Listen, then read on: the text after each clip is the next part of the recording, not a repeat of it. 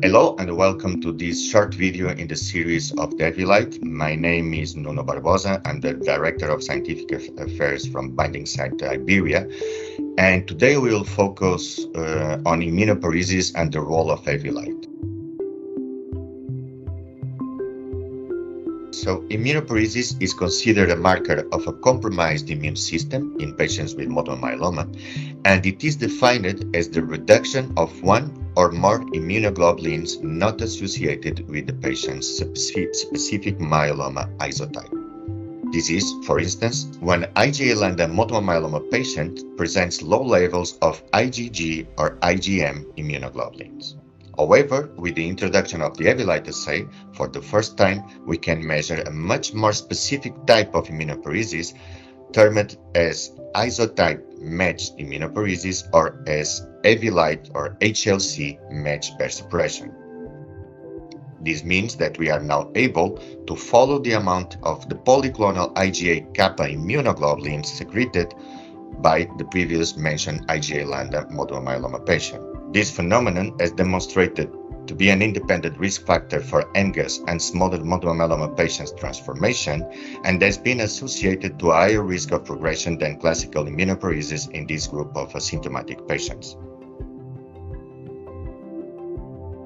In multiple myeloma patients, another interesting finding that was recently described in a real-world study, including 150 newly diagnosed multiple myeloma patients, is that contrary to the classical immunoparesis, severe HLC matched pair suppression was an independent risk factor for bloodstream infections and early death.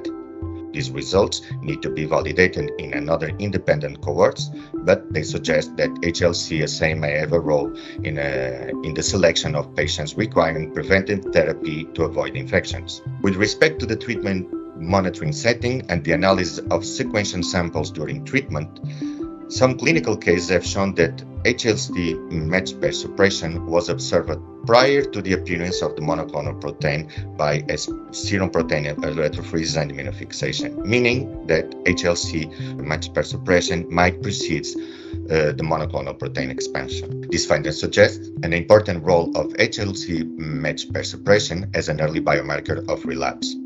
Therefore, observing the evolution of HLC matched pair suppression in every patient visit could lead to an early detection of relapses when compared with conventional electrophoretic methods. However, confirming these findings in a larger cohort of patients is of extreme importance, since early detection of relapses to avoid clinical complications could lead to an early therapeutic intervention. Thank you for watching, and we look forward to welcome you on our next video in the series about Hevylite.